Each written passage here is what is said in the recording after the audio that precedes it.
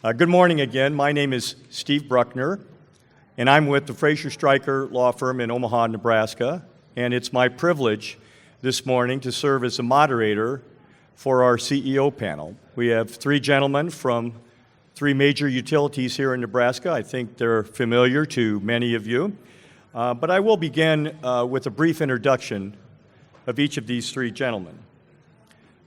First up this morning, speaking with us, is Mr. Tom Kent, and Tom is the President and Chief Executive Officer of the Nebraska Public Power District, having assumed that position in May of 2020. Tom started his career with NPPD at the Cooper Nuclear Station, I believe in 1990, and has been with NPPD in a series of executive positions since that time. Tom serves on many corporate boards and public power-oriented organizations, including having very important roles with the Southwest Power Pool at the current time. Our second presenter will be a rookie to all of the group here, and that is Javier Fernandez. Javier is the recently appointed Chief Executive Officer and President of the Omaha Public Power District in July of 2021. Mr. Fernandez came to OPPD, where he served as the Chief Financial Officer beginning in 2017. And prior to that, Mr. Fernandez served as Chief Financial Officer of the Bonneville Power Administration in Portland, Oregon. And finally, our third presenter is Kevin Wailes, and Mr. Wailes is the Chief Executive Officer of the Lincoln Electric System right here in Lincoln, and he has served in that capacity since July of 2010. Prior to that, Mr. Wailes served for about 23 years as the Director of the Municipal Electric Utility in Tallahassee, Florida, known as Your Own Utilities. And Mr. Wailes also serves in a number of capacities with the public power-oriented type organizations and elsewhere, including on the board of the American Public Power Association and also as co-chair of a very important group, the Electricity Subsector Coordinating Council. So we will begin this morning with Mr. Kent, followed by Mr. Hernandez, by Mr. Wailes, and then Mr. Hernandez will follow up. So Mr. Kent, I invite you to the stage, and we encourage you to ask questions. There will be microphones that will be circulating, so as our speakers present, please think of questions for them, and either use the index cards that are provided, and I'll read the questions, or use the microphones and direct your questions to the speakers. We can do that probably at the end, but I think questions during the presentations are fine as well. So with that, Mr. Kent. So just had a few quick slides, comments, kind of what's going on around NPPD. Can't do a presentation without a little discussion about who NPPD is and what we do.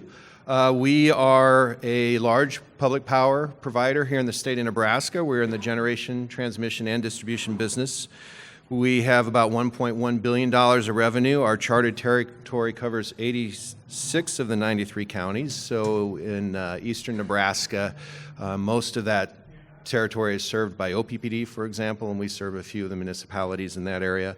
Central and western Nebraska, we are providing electricity primarily at wholesale to wholesale power districts and wholesale municipalities. Our wholesale sales of electricity, both to our public power districts and municipalities, accounts for about 75% of our revenue, and the other 25% of our revenue is accounted for through retail sales to communities like Norfolk, York, Kearney, etc. We have a little over 5,300 miles of transmission line, a little over 3,600 megawatts of generation, and about 1,950 employees. So just a little bit on public power.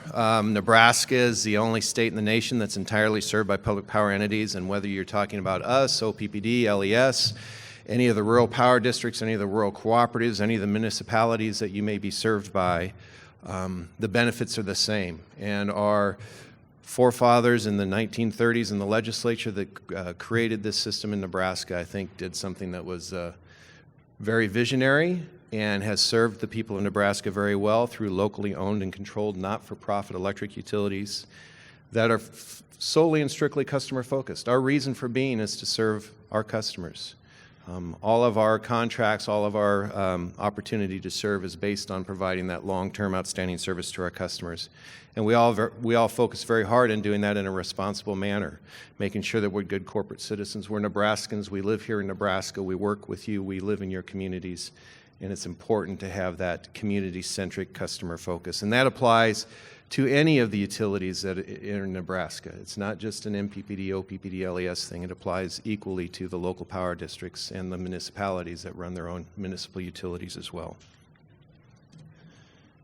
So a little bit about NPPD.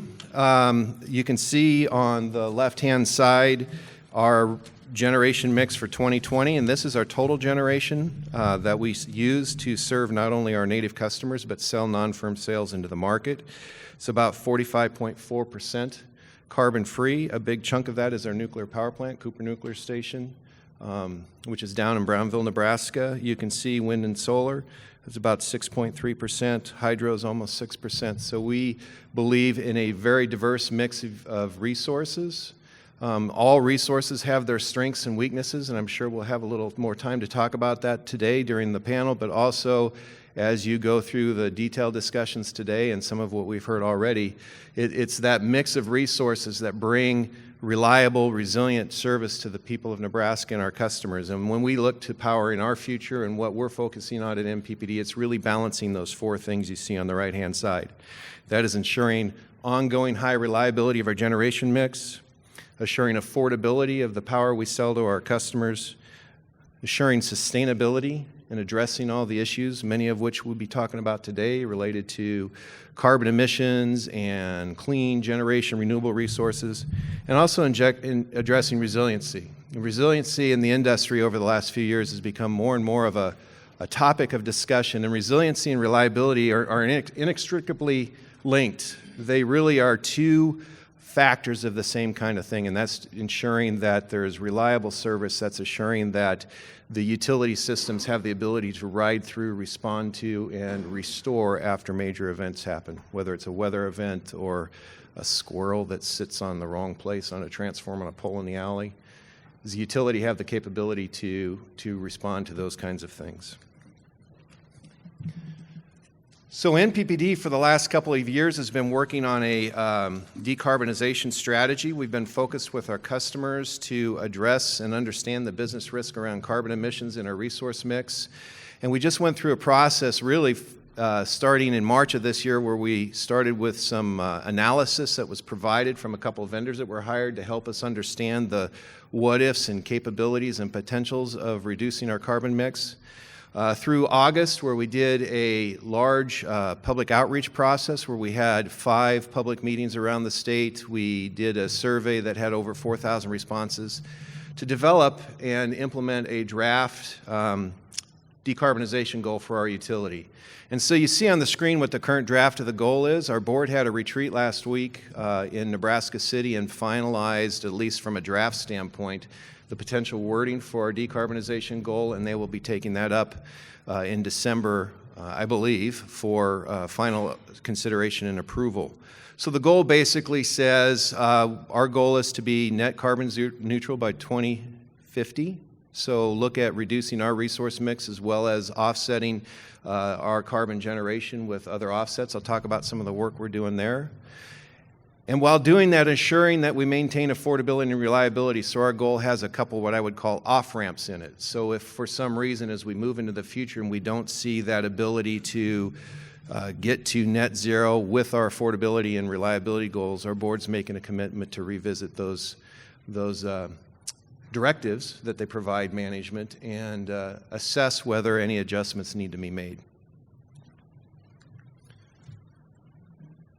So some of the things that we've been working on from a partnership standpoint, we announced in January with Monolith Materials and Norris Public Power District a joint effort to source between 500 and 900 megawatts of renewable resources to provide Monolith with enough energy to offset their anticipated annual consumption.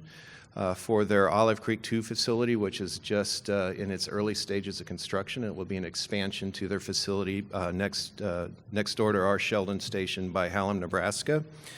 So that process is ongoing. We're working through the RFP process and evaluating the bids and responses to that process. But that will, again, create, when implemented, up to somewhere in the neighborhood of 2 million megawatt hours of clean electricity for one of our customers.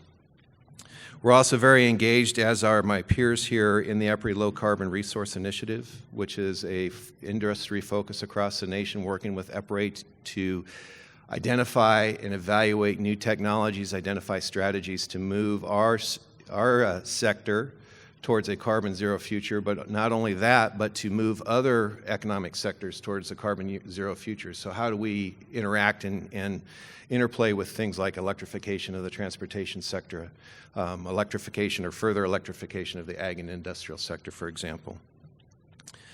We are just in the early stages of potentially participating in a study that's looking at a large DC transmission line that could potentially interconnect the western and eastern interconnects to allow for the easier movement of large amounts of energy across the interconnects between the west and the east.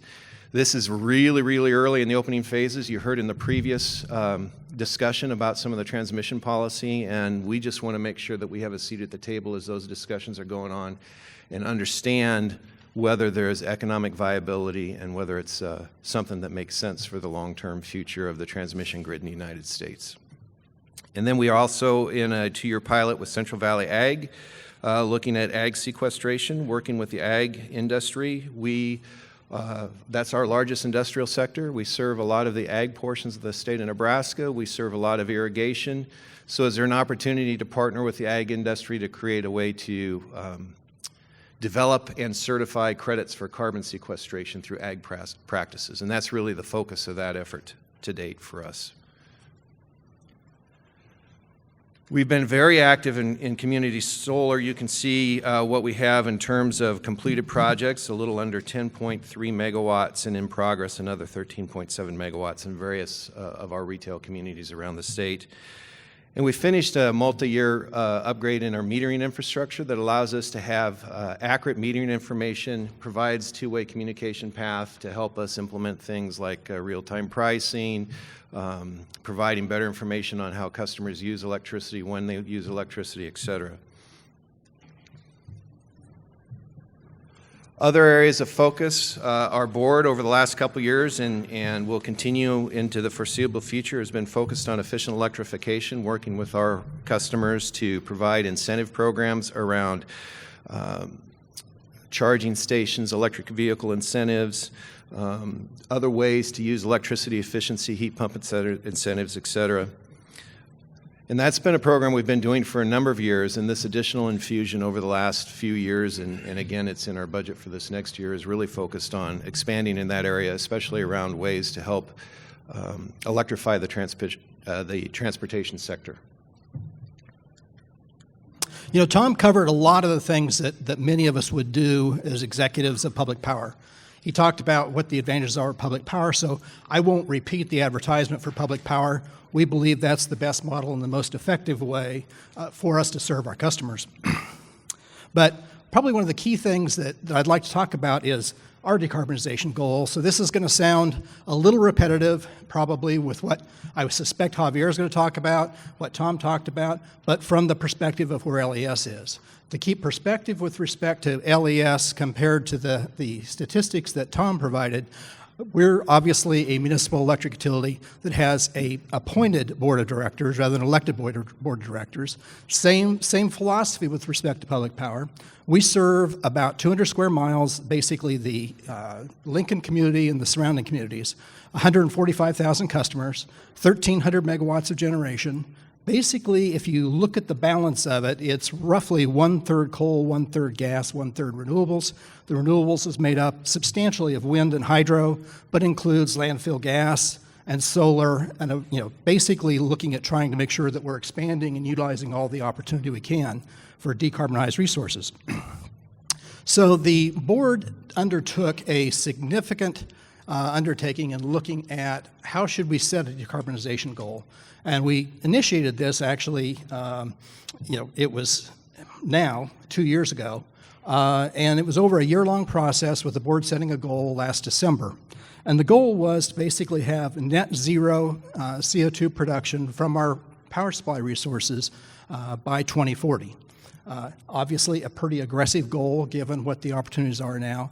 And there was a lot of discussion over that year-plus time, a lot of education with the board, included market information, technology information, climate change information, and we went into detail with the market information to the extent that we had simulations, interactive opportunities for the board to basically see how the SPP market worked and what challenges that introduces as we're looking at how we move to a decarbonized future. One of the key parts of that is we set the goal at 2040, but we also have identification that that path is going to recognize reliability, it's going to recognize sustainability, it's going to recognize financial responsibility, the existing contracts that we have now, and technology, and what the available technology is. So a common question that I get, and I suspect our board members get, is, well, how are you going to do it? Every time you have a goal like this, somebody's expectation is you've got a finite plan to do it. And there's really two answers from my perspective. One of those is we don't really know yet. The second one is the culture of our organization is such that if you look at what we've accomplished in the last 10 years, I think we have the belief that with changes in technology and everything else that we can make that work. So the example is in the last 10 years, LES has reduced our CO2 emissions by 53% from basically 2010 to 2020. By that same period of time, we have increased our our production of renewable energy from 10% in 2010 to 49% in 2020. We've reduced our carbon intensity by 49%. So there's a whole host of changes that have been made that reflect, without having a goal, what we did to do that. But if you think about that, I'd kind of like to talk, as Tom did, about all the other things that we have done and are doing. 76, I guess I should say, CO2 production from our generating resources is the goal. But if we take a look at everything we do, all of us have a responsibility to be as sustainable as we can. So for example, at LES, right now, 76% of our passenger vehicle fleet are either hybrid, plug-in hybrids, or electric vehicles, and we have pre-ordered some of the ones that have not yet been released. We have an electric vehicle pilot that we ran, and the pilot lasted for, we intended it to go 2 years. It went 3 years. But the interesting thing was it was driven originally to try to get the charging characteristics that customers who have EVs, what would they be, how would they impact us, and what difference does that make with respect to how we provide services to those customers in the future. The last year of that, we decided to test a demand pilot with respect to charging. And that started this year. Interestingly enough, when we had Winter Storm Uri, we had the ability to call on the people that were in the pilot study to not charge their vehicles. Now, if you're familiar with EVs, you'll know that the EV charging can be anywhere from 6 to 11 or 12 kW when they're charging. So calling on those customers to not charge during an event like Winter Storm Uri, although right now, when we don't have a ton of vehicles, it doesn't make a huge difference, but it makes a substantial difference in what we're looking at in the future. Our tests, and basically looking around, we don't know that there was anyone else in the SPP footprint that did demand response for EV vehicles during that event. Again, that's the culture of the organization and trying to find ways to do things better. Our sustainable energy program that's been around since about 2009, which is basically high-efficiency heat pumps, and we evolved that as technology changes to the high-efficiency water heating. All those pieces, we've had the equivalent roughly of 13,000 homes that we have had the equivalent of load reduction compared to that amount through that program. And so if you look at other things we just completed, for example, our new LES Operations Center. We just completed phase 2. Phase 1 was actually done in 2019. but it has 300 wells for ground source heat pumps to provide. We've got a gray water system for irrigation out of the stormwater ponds. When we complete the last pieces of the warehouse and the carport, there'll be 200 kW of solar on the facility. So it's built to green building standards. You can't say you've built to LEED standards unless you've done that, but it's built to green building standards. Those are the types of things that we continue to do. We have a microgrid in downtown Lincoln that we looked at about 4 years ago, and then we reinstituted that process 2 years ago. The microgrid is set up so that you could have, for resiliency purposes, be able to support the downtown core with critical facilities, such as the Hall of Justice, the police department, the fire department.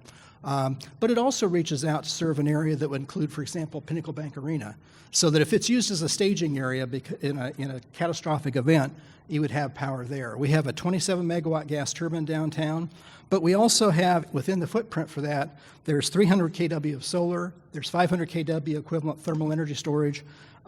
There is a variety of things that really are melding into that. And then just basically in the last month or so, we've put out a request for proposal for up to a 3 megawatt energy storage option to incorporate with that as well. That, again, gives us an insight into basically potentially battery storage and how effective can it be and how do you use it and how do you best apply it. Tom mentioned the LCRI, the Low Carbon Resource Initiative that OPPD, MPB, and LES are involved with through EPRI. One of the things that's very unique about that is there is a lot of focus on hydrogen, and a lot of that focus on hydrogen is because we're going to need some transition fuels as we make this, and we all recognize that's a pretty good option for doing it. But one of the neat things about this initiative is that, yes, it costs us a lot of money to participate, all three of us, but it not only includes the utilities looking at this, but the Gas Technology Institute, which brings gas companies to it, and manufacturers who are out there basically right now testing some of that technology. So it's kind of a coalition of groups trying to advance the need, everything from what would be required for hydrogen pipelines to what would take to come up with the resources that make this work. All of that to be said doesn't mean it doesn't look at all the other things we've been trying to do over the years. The District Energy Corporation is a district energy facilities that we manage and operate for the county and the city that serves both the state and county offices, the jail. In fact, it even serves our own facility that we just started. Community solar, that was mentioned earlier. The interesting thing about the community solar is it wasn't, when we first started the community solar, it was the largest solar facility in the state. We started out, it was a voluntary type of application. We got feedback from customers that they wanted a piece of it, so we converted it into a virtual net metering process. Then we heard from our customers saying, you know, that's pretty steep. I can't really afford that. So we basically started financing interest in those panels, and that project is still open for participation so that our customers could access it easier. And that is exactly how the advantages of public power work. We hear what our customers say, and then we try to adjust. We try to be not on the bleeding edge, but on the front edge of trying to make sure that we're trying to do the right thing and match the values of our community. And there's lots more that I could go through, but one of the things that struck me about the technology curve we're all trying to look at when we talk about decarbonization and our ability to meet that goal. 2 years ago when we had this conference, if someone had told you that within 6 months 50% or more of our electric utility workforce would be working from home, we would have said that's crazy. But it happened. At that same period, if somebody had told you that you'd be doing most of your meetings over from the next year and a half virtually, you would think that was crazy. So when we look at technology, there's a lot of things that are going to happen, and the closer the need comes and the pressure to do it, I think that's something that's going to drive us to get better at what we're doing, and this conference kind of helps everybody highlight that. One other thought that came to mind, and I was pleased that Mark commented on this earlier, is one of the things that concerns us as an industry is the reliability that we maintain, because that is the core. We will not compromise reliability. And I appreciate the recognition, because sometimes we have people talk about renewables without recognizing the struggle we all have to balance that reliability component. So with that, I'm going to pass it off to Javier. Thank you all. Thank you, Kevin and Tom, for going before me, because it makes my job a lot easier. My name is Javier Fernandez, and I've been introduced as the rookie, so that's who I am today. Thank you, Mr. Bruckner. Rookie in that I am the shortest tenure CEO here on the table. I've been in the utility industry for a while. I am not any less passionate about public power than my two colleagues that preceded me. I think that's one thing that we have in common in Nebraska is that public power runs deep, and it doesn't matter whether you just joined last week or you're a veteran of 40 years, the passion for public power is definitely visible and palpable here in the state. I'm going to go over a few slides really quickly just because I don't want to be redundant with what Kevin and Tom mentioned earlier. We're facing dynamic trends, and you can see these. There's lots of changes happening, but change is it's not new to us. If there's one constant for the utility industry, is change. We have experienced change for many, many years, and we will continue to experience that in years to come. The difference is the pace at which we are experiencing some of these changes, the technological changes we're experiencing, the climate changes that we're experiencing as well, and human change. Kevin, you talked about 2 years ago, we would have never imagined that 50% of our workforce would have been able to shift to working from home somewhat seamlessly. Yeah, there was some adjustment, but today we are all doing that. And I posit that a similar change is about to occur also with our customer owners. It's not only the change in our employees, but the change in consumer behavior that us as customers will have. So we're talking a lot about the change in the industry, and wind and solar certainly will be part of that change, but I would say the other side of the equation, on the load, on the consumer side, will have to change as well in order for us to really continue to have a reliable system. At OPPD, we have 5 strategic initiatives that we're working on really hard. Probably at the top of that slide is our pathways to decarbonization. Much like LES and NPPD, we have our board of directors in 2019 adopted a strategic directive, number 7, directing us to aim to be net zero carbon by 2050. I am incredibly grateful for that direction because it really aligns the entire organization. 1,900 individuals who now we have a North Star. We know where we're going.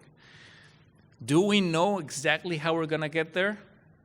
No, just like LES. We have, and I'm guessing NPPD, we're all on the same page. We have a goal, and we're going to be looking at different technologies, emerging technologies, to see how can we achieve that net zero carbon by 2050. What our team has done, and I am incredibly proud of this team, and some of them are here in the room with me today.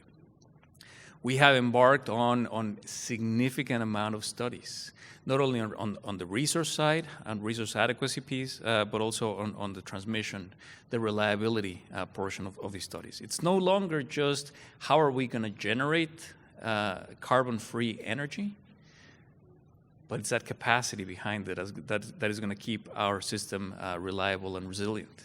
The transmission and the distribution infrastructure that's going to need for us to really do these, enact this change in a responsible manner.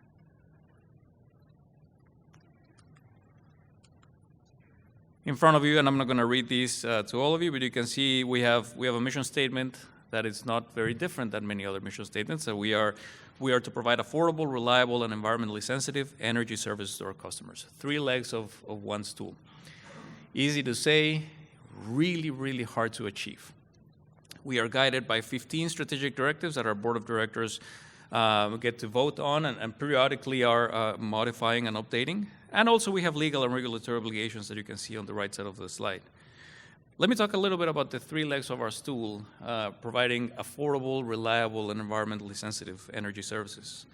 On the affordable piece, we have taken a really deep, maybe not really deep, but deeper dive to understanding affordability than we have in the past.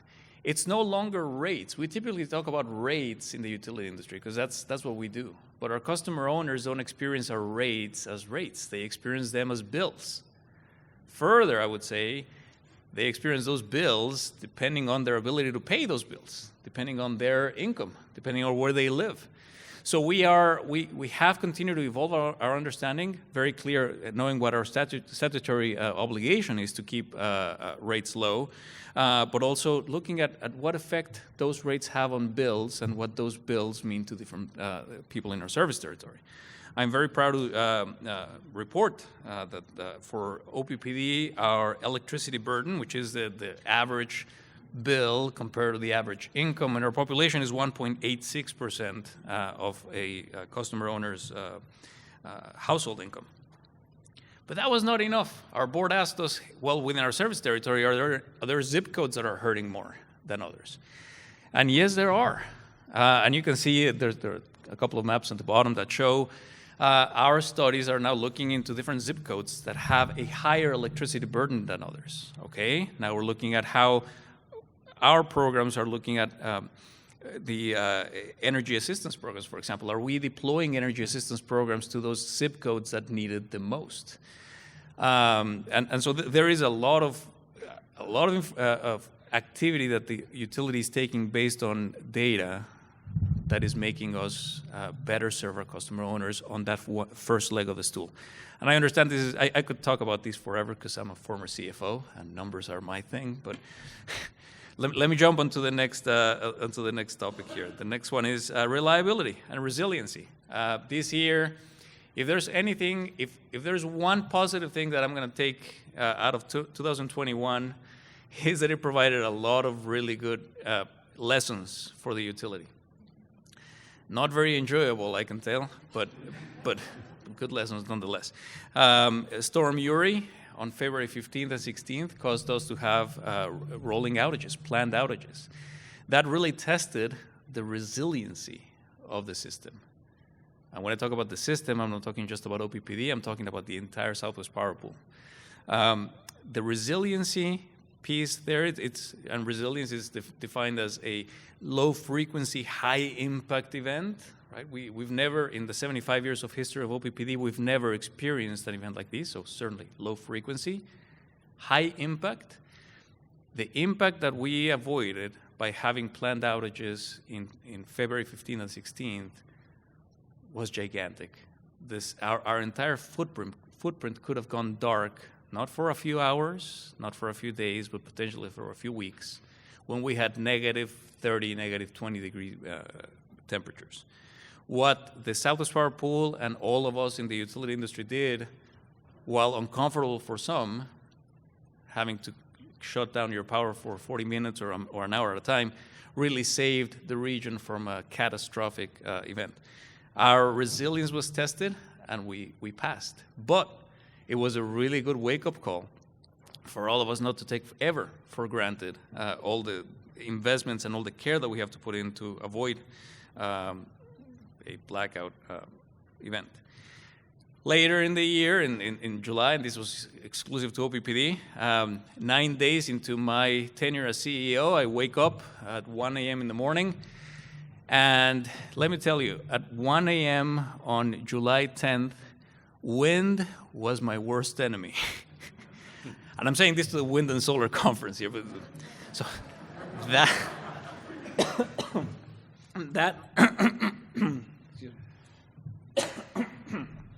that evening, wind was not my friend. We got hit with the worst storm ever on record. 100-mile-hour wind, on a wall of wind, thank you, that swept our service territory for 25 miles wide. Just, it wreaked havoc on our service territory. That tested our reliability. Trees were uprooted and landed on our customer owners' roofs all over our service territory. It took us 7 days to restore power to almost 200,000 meters. That's 1/3 of our customer owners lost power like this during that storm. So that was another wake-up call that reliability should never be taken for granted.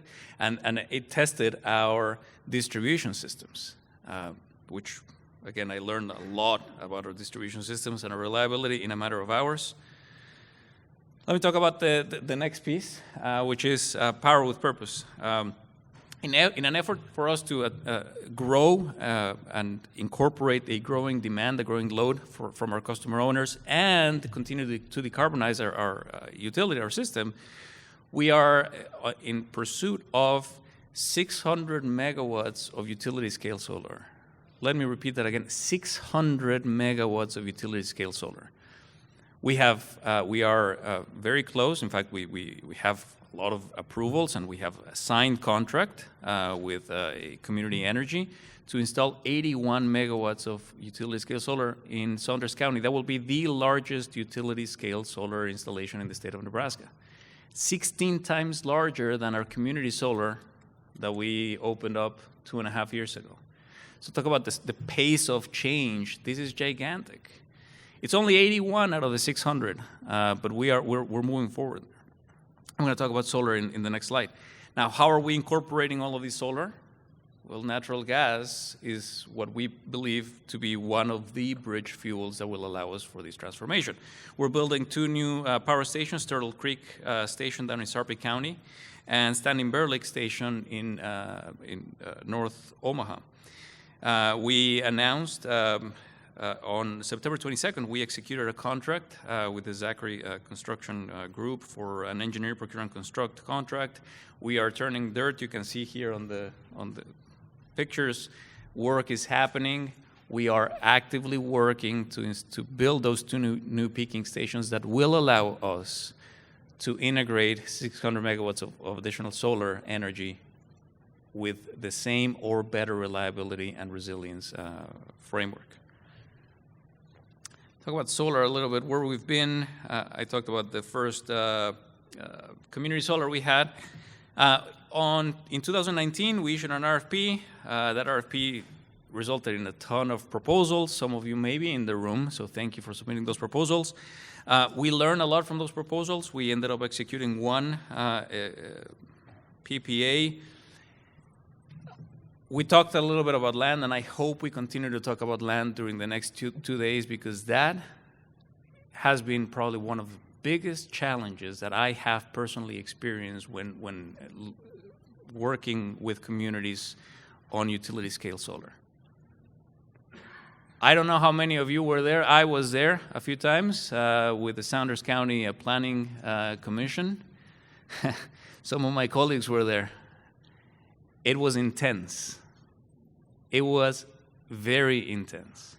Very legitimate concerns from farmers, from local landowners, and we had to navigate through all of those. And this is just for our first utility-scale solar installation. It will require partnerships, it will require education, and it's going to require a lot of patience from all of us to really get to the amount of land we're all going to need to install the amount of solar and wind that we're going to need if we're going to achieve our visions for net zero carbon. Really quick, where we've been on wind. Wind, we have almost a gigawatt of wind. We started installing these in 2010. So a decade later, I can tell you that we are now almost a gigawatt of wind. We have our community solar installation in Fort Calhoun Nuclear Station. You can see that little solar array. We have landfill gas, but really the installed capacity we have today is a little bit over a gigawatt of nameplate capacity. This means that as of 2020, 38.4% of our generation of our retail energy sales was provided through renewable energy, which is fantastic. Let me talk about the challenges. I talked about land. Land is going to be a big one, but not only land, but really connecting all this renewable generation is going to be another gigantic challenge for us. The interconnection process with SPP and FERC is challenging, to say the least. The uncertainty about cost sharing, about permitting, places in the queue, things that you are all probably very familiar with, that became very apparent and very clear for us when we were looking at executing purchase power agreements with different developers for our utility-scale solar projects. the amount of uncertainty, financial and operational uncertainty, really moved developers away from the table, and frankly, OPPD as well. We want to make sure that we continue to pursue solar, but we want to do it in a way that really benefits our customer owners, that we can continue to keep our rates low. And we are committed to doing that, and we're going to issue a second round of RFPs here very shortly. But I can tell you that what we learned through this first round of RFPs and trying to integrate all of these utility-scale solar arrays into the SPP grid, it taught us a lot of very valuable lessons. Picking sites, places in the queue, different ways to organize the risk sharing between the developer, the financing of that developer, and the utility. Those were very good lessons. I am very excited to continue to look into different ownership options. So far, we've used the developer PPA model. But I am not discounting the time when we may end up owning a lot more of these, because it provides a lot of additional benefits. I'm going to hurry up here so that we can get into the Q&A. I talked about our board of directors establishing our Strategic Directive 7. Not only did our board challenge us with a net zero carbon by 2050, but our board also earlier, about a year ago, clearly on a strategic directive, put forward our board's position on climate change. And the gentleman that was talking earlier today about climate change being a dirty word, and thou shalt not mention it in Oklahoma, I felt the same way 4 years ago when I first moved to Nebraska. And to some extent, I still feel like that. Right now, I feel vulnerable saying the word climate change, and I am in a wind and solar conference.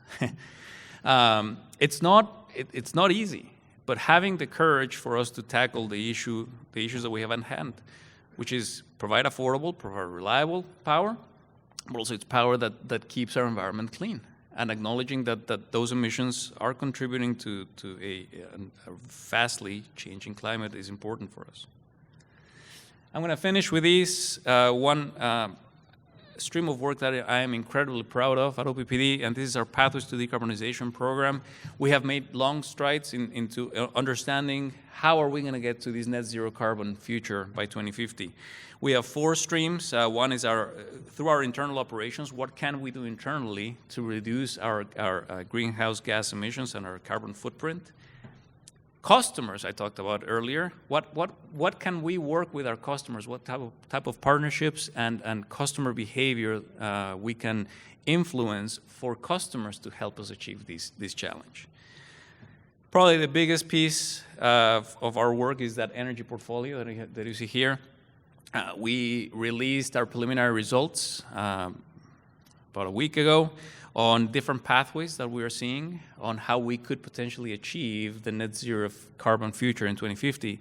All of those pathways will need a massive amount of wind and solar generation. And with that comes a massive amount of land and a massive amount of interconnection.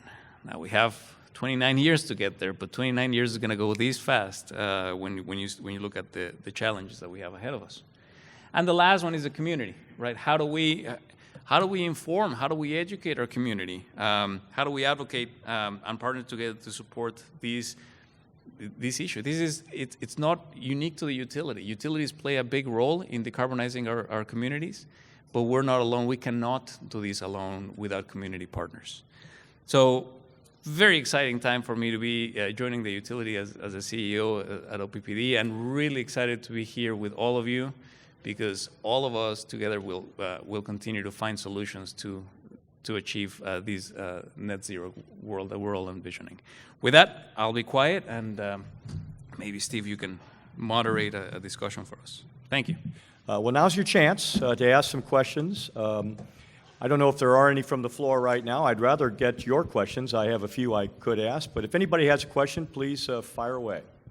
Here you go, gentlemen. I wonder if you could comment on flexibility and accountability at SPP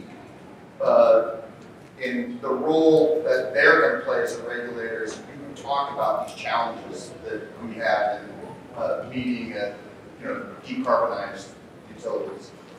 Well, yeah, I think we need to remember that SPP does not dictate what kind of resources we have. Basically, they say we've got to have a certain amount of firm capacity to meet our obligations. And so I think their role is going to be then to manage the reliability component of that. And being on our board, you know that we've looked at different things that are out there now called the effective load carrying capability issue, which means the more saturation we have of wind and solar, the less capacity value that brings. Those are the challenges SPP has as we all add capacity, and we have in trying to determine how we can meet our load criteria.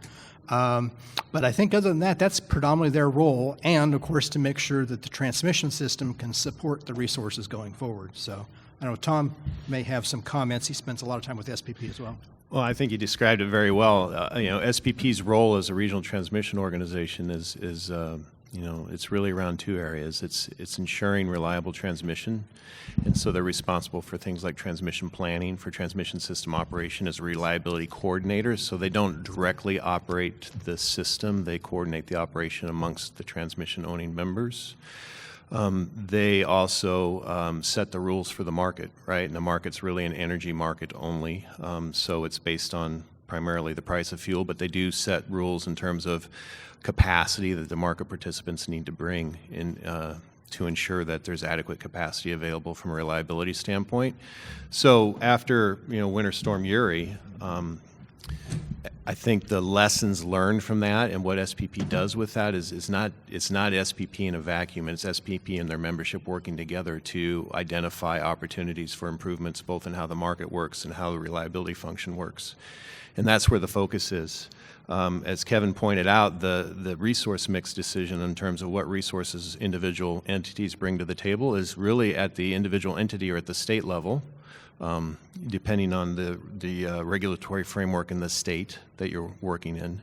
And so SPP, one more thing I would say is they are subject to and are accountable to the same reliability and resilience regulations as the rest of the utilities. We all have to meet FERC and NERC requirements around reliability, et cetera. So.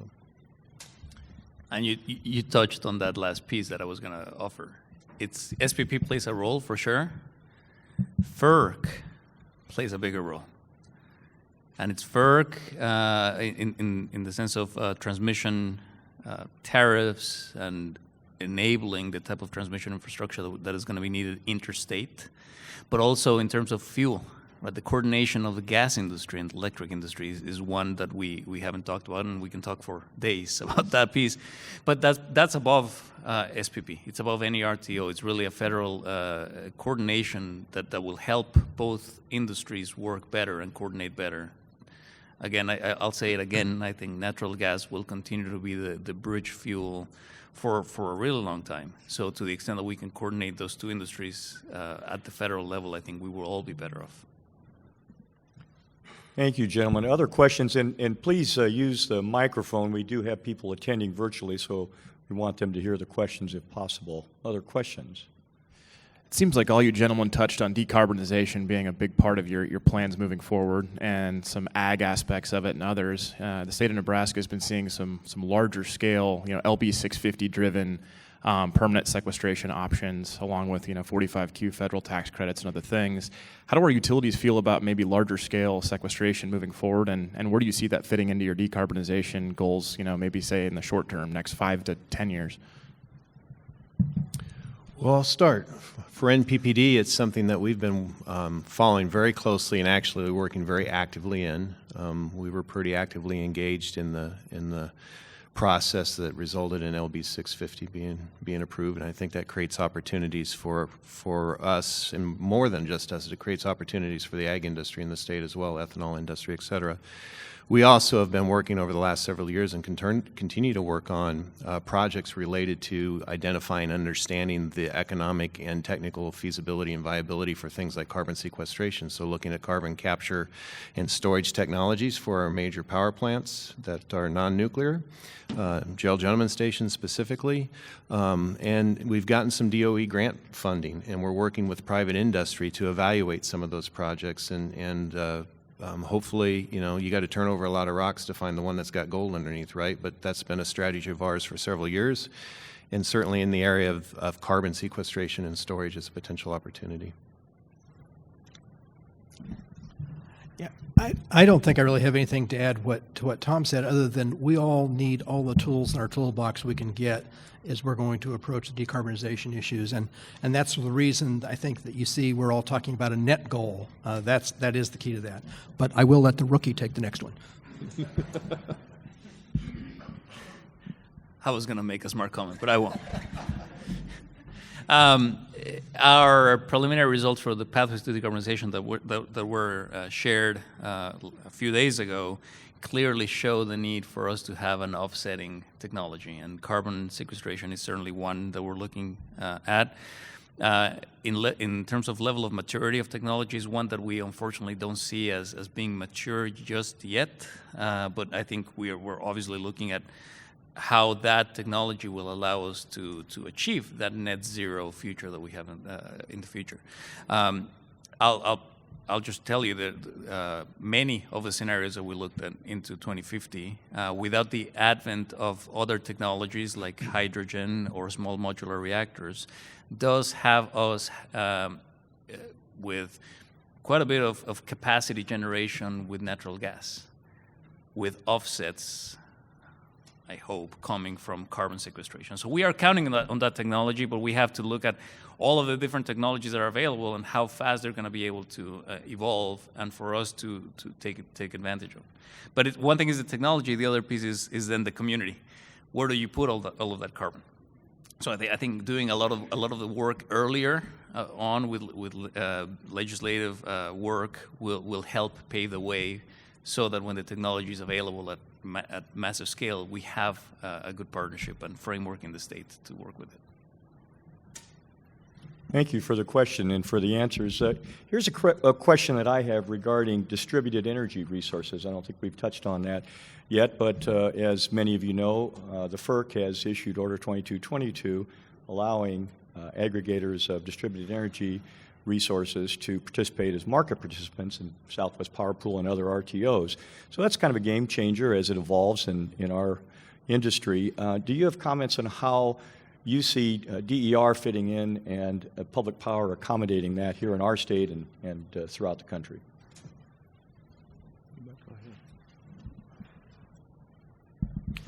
I think it's an interesting question, because from our perspective, that is sort of the heart of public power. So we believe that we should be facilitating and be the aggregator in our service territory for that type, and that's the way we're approaching it. So, but I think it is interesting when you think about aggregation, whether as it's set up in the rule, or you look at what's been done in California with respect to community aggregation, that is similar to public power, and it just kind of fits our model. So, Javier? Ditto. And I think it really plays into the comment I made earlier about customer behavior, right? And it is a tool that will unlock the partnership with customers, being it residential, commercial, industrial customers, especially in the smaller commercial and residential customers. How do we take advantage of that customer behavior change when you have aggregators that help you, then integrate that change? But yes, I agree with Kevin. That's at the heart of public power, and we see a phenomenal opportunity for us public power entities to play a role in aggregating that load. I would just say ditto. I agree. The interesting thing for us that while this is part of public power, right? We need to figure out how we can provide those services to our customers if they see value in that, and we're certainly working with them. It's a little bit more complex in our case because we're working through our wholesale customers primarily to figure out the best way to provide those services and what the right level of interaction is. But we do know that there's a lot of interest, and it's something that public power can hopefully bring to the table, and it's something we're very active in working with our customers to understand the best way to do that. Thank you. Other questions from the audience, please? Do you have a microphone?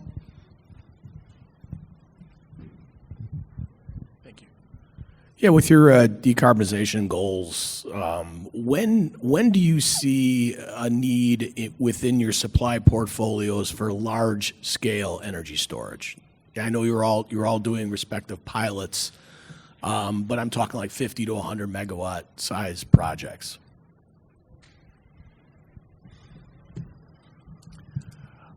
I don't know that we have a good answer for that yet.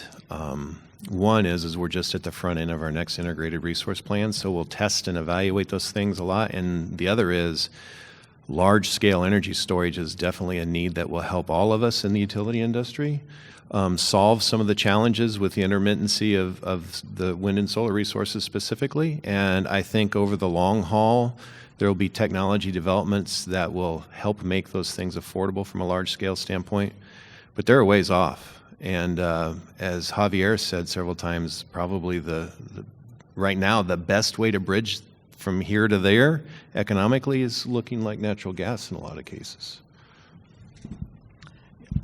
I think we see it similarly. We too will be doing another IRP next year. If you look, trying to set a time frame and just saying, oh, this is when we need it, until you know what your mix of resources are going to be, you really can't do that. And that's all going to change based on the technology available to all of us. So we're all kind of moving through that. Although, one of the comments I wanted to make, and I forgot earlier when I was doing this, is Winter Storm Uri did lots of things with respect to telling us, giving us some hints of things. One of the things it really didn't do that some people allege it did was show that renewables weren't viable. Because really the renewables performed the way they were supposed to in SPP, as the way they were anticipated, because SPP doesn't presume they're going to be there all the time. But what it should tell all of us is when we talk about these transition fuels and trying to find the capacity to make sure we can make the progress toward decarbonization, it's really critical for us to do that well, because that capacity has to be there. And so I think the lesson from it really is you can't neglect the responsibilities or hedge the responsibilities with respect to reliability. Energy storage may be that bridge. In the near term, we're all looking at natural gas because you can do it efficiently and you can do fast start. You don't have to keep the rolling resources. But we all still need a lot of inertia on the grid, so we have a ways to go. Yeah, I'll add to that. Based on all the information we have and publicly available information we've released, I don't see utility scale storage being a big player in our plans in the next 5 years. 10, maybe 10 plus might start to look into that. I'll just mention, I think for us, maybe some of you in the audience who were watching our preliminary results for our energy portfolio on our Pathways to Decarbonization Strategic Initiative, it really didn't show utility scale storage replacing capacity, right? All of the pathways going forward, they had quite a bit of battery storage, but not replacing all of the other capacity, not by an order of magnitude. And I think that was really interesting for us to see how storage will definitely have a role to play, but it is not replacing all of the other capacity that our systems will need, at least not with the information we have today, not with the studies we have. I hope I'm proven wrong, and maybe in the future it will, but it is an important piece, but it's not the most important piece. Just briefly, again, I just wanted to add one more quick thing, or two more quick things. One is that, you preface the question with 50 to 100 megawatt storage, right? And that's like utility scale. And we're all, in some fashion or another, looking at understanding how that works by, looking at smaller scale utility storage, the 2 megawatt, 2 hour, 2 megawatt, 4 hour kind of thing, or whatever it might be in that range. That really isn't enough with today's technology that's available to handle the utility scale challenges that we talk about up here from reliability and resilience standpoint. So there needs to be a breakthrough at some point in the future. And Winter Storm Uri, as Kevin pointed out, one of the lessons was, wind and solar kind of did what it was expected to do, and it performed as planned, which is a good thing from a utility standpoint. If you look at Texas, storage quickly became without a purpose, the storage they had, because they couldn't charge it, and it was used up. So, my name's Gabe. I'm with JTech Solar. My team's here, Lincoln's local solar experts. The question is, I have a lot of questions that a lot of customers that question the 25 kilowatt net metering cap, on the residential retail side. I understand the rookie is outshining a little bit on that net metering cap there. So, I just want to understand, what should I tell my customers if there's ever an increase to that, or why is there a cap? That's about it. Well, our alternative has been for a number of years to actually have a renewable generation rate. So the access to the renewable generation rate lets a customer have 100 kW, for example, and sell it back to us. So it's a different approach than straight net metering. And we can do the same thing, right? We have other economic ways besides net metering beyond 25 kW to allow people that want to do renewables to do more than that, both wholesale and retail level. But why is there the cap? There's the fundamental issue of ensuring that everyone pays their fair share of the wires that ensure reliability. And that's if you peel back all the layers, that's a big part of why there's a cap is to ensure that everyone pays their fair share for the wires that ensure the reliability for everybody. Yeah, and I'll mention that. I mean, our board changed that earlier this year to 100 kW, from 25 to 100. And when we did that was with the recognition that we have other rates that also can serve customers and can allow that integration. And it was also with the acknowledgement that cost recovery is an issue and will become a bigger issue the more customers we have taken on 100 kW. So it's an imperfect cost allocation mechanism, and really acknowledging that when we have 100 kW facilities, there might be a misalignment on cost, and at some point there will be changes, right? But it is an iterative process. We're allowing for a higher capacity system, and at some point the rates and the methodologies we'll use will have to change so that there is never an imbalance that it's too big that we really can't sustain. So I'm proud that we moved these to 100 kW, but I say that also with the acknowledgement that there will be changes at some point in the cost allocation when the imbalance ends up being too large. All three of your utilities are strongly committed to net zero carbon goals, and you've talked a little bit about some of the challenges to achieve those goals. You can be king for a day. We just had the Build Back Better bill passed. Are there other programs, federal or state, that you think should be considered in order to help that transition towards net zero carbon in the time frame you're talking about? Whoever would like to first take that on. So the Build Back Better, I think it has a ton of really good incentives. State politics will get in the way, and I think it's coordination for us to be able to have effective interstate, long-distance, high-voltage transmission that the Act doesn't necessarily unlock completely. So to me, I'll say I said this earlier, and I'll say it again. I think it's high voltage transmission infrastructure will remain a focus and a key element for us to achieve this decarbonization. And I don't think that's something that money alone can solve. It's policy at the federal level and coordination at the state level that will unlock that value. Would you like to see federal incentives to help with public power utilities having some form of incentives in order to build? You did comment on that. Yes. Yeah. Okay. Mr. Wailes. Well, I hate to say this. I agree the transmission is important. We all know, and certainly NPPD does, siting it is going to be a huge challenge. That whole issue of land is coming up.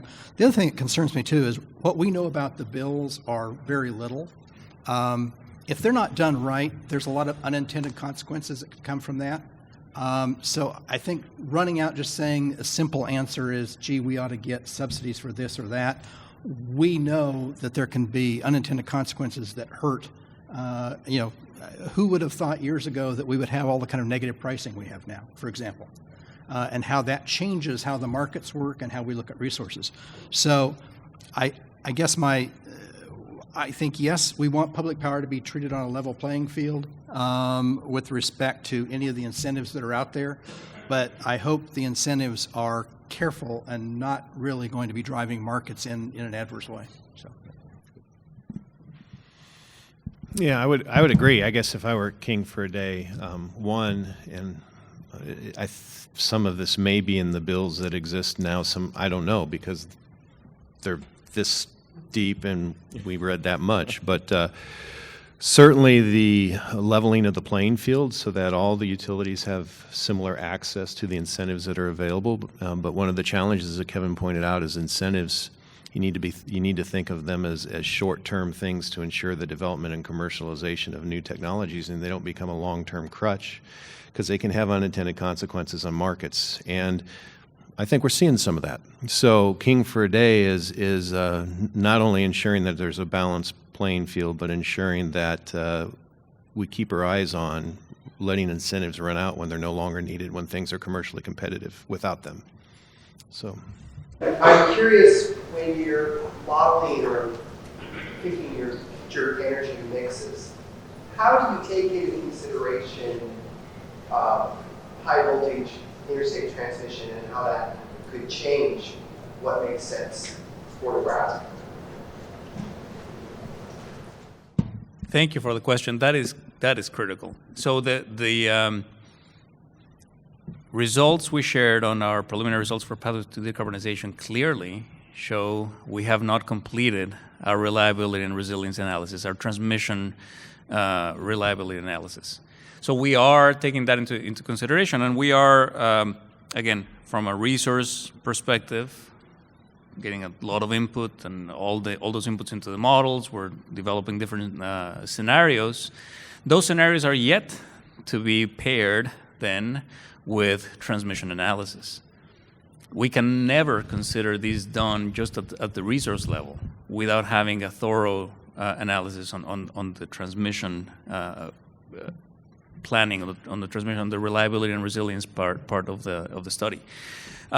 We took the position that instead of coming in and doing both studies at the same time, we're focusing on the generation portfolio study, narrow it down to a handful of scenarios, and then we will then do a deeper dive analysis on the transmission reliability piece. So thank you for your question, because I think there are a lot of people in the audience and people who watch the Pathways to Decarbonization workshop that believe, okay, we're done. And we're far from done. It will continue to be an iterative process as generation technology changes and evolves to make sure that we are always looking at the frequency, at the voltage support of the system, because something on paper may not necessarily work once you have the transmission reliability in. So it is very important, and we will continue to do this in tandem, working side by side. The transmission availability is just like the resource availability. When we're doing basically resource planning now, we don't know for sure what resources we're going to have as options in the next 10 or 15 years. So all of us are continually doing resource planning. Then we kind of drive a stake at some point every 5 years and do an integrated resource plan. But all of those have so many assumptions in them at this point in time with respect to what the resource options are, because we're all planning 20 and 30 years out. It has to be something that you just recognize as that evolution happens. We don't know what transmission will be available any more than we know whether we can have small modular reactors in 2035. So. Yeah, it is a very iterative process, as well described by both Javier and Kevin, and that's one of the big challenges of the engineers that are professionals that have been doing this for a long time and do this today in our organizations and in others is to look at the options and the resources and go through the iterative planning process. I mean, there's models. We can get into what a transmission planner does, but it's something that changes, and it's something we have to stay in front of and watch and monitor. And one of the big issues right now that's in front of FERC is this whole idea of whether there needs to be federal regulatory changes and new federal rules or different federal rules that govern how the transmission planning and allocation and authorization process happens. And it's a pretty big issue, and it's something I'm sure we are all watching very closely across the industry. But it's something you want to keep your eyes on, especially if you're in the developer world. The whole idea of generator interconnects and how difficult they are. I'm speaking to the choir here, and so seeing how that process is modernized and changed, both in SPP and other RTOs, will be something that will certainly impact our future planning. So. Yes, I was curious about addressing in renewable energy the cyber and energy security issues, and how you're viewing those and the possible impacts that it could have on the technology advances. I'm sure that that's probably an area that you're having continuing concern on. Thank you for the question. The question is around cybersecurity, and Kevin, I know you've been very involved in that. If you'd like to take first crack. Yeah, I think all of us have cybersecurity as an extraordinary high priority, and I suspect if you look at all of us, anytime we're adding new technology of any kind to our systems, it has to go through a security evaluation. In fact, I found out recently, we even did it on a new backhoe recently, because it communicates directly with John Deere.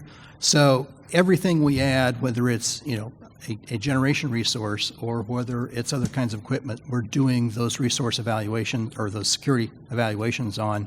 But it also raises, I think, a significant issue the industry is dealing with now, which is supply chain issues, and what can happen in the supply chain that might breach security. Then that also will depend a little bit on how you treat that resource when you connect it onto your system. So broad topic. Yeah, I just add quickly, we're talking about change, and that's been a theme, and it's been a theme everywhere, but it's certainly a theme in this conference too. But if you look back and you could understand and see the change that's happened in our industry in regards to cybersecurity, and the journey that we're on in this industry and others as critical infrastructure industries in regards to cybersecurity, you would probably be amazed. But I would also just remind everyone that that's something that we can't assume we've arrived, right? We got to continue to ramp up and continue to get better. And as Kevin pointed out, supply chain is becoming a bigger and bigger issue around cybersecurity. But 10 years ago compared to today, if you were able to see under the curtains to see what's going on, you'd be amazed at the amount of change that's gone on. I agree. I mentioned earlier the pace of change that we've experienced on technology. I was referring to wind and solar. And I would say the pace of change we have experienced on cybersecurity issues is probably even faster. And that is certainly reflected in our budget, I'm guessing in all your budgets. The amount of resources we used to dedicate to cybersecurity 10 years ago is completely different than what we do today. So that is definitely reflected in there. I also want to tip my hat off to all the engineers that continue to keep our grid safe, and to acknowledge that physical separation continues to be one of our best mitigation tools we have, where we are connecting a lot of things on the grid, but there are certain things that we just flat out don't connect, right, to continue to mitigate. And that's probably the edge of what I can share on cybersecurity, but I did want to share that there is quite a bit of value on just physical separation of connections. Thank you. That concludes our panel. I realize that I'm now the only thing standing between you and a coffee break, but before we do break, please join me in a round of applause for Tom Kent, Kevin Wailes, Javier Fernandez.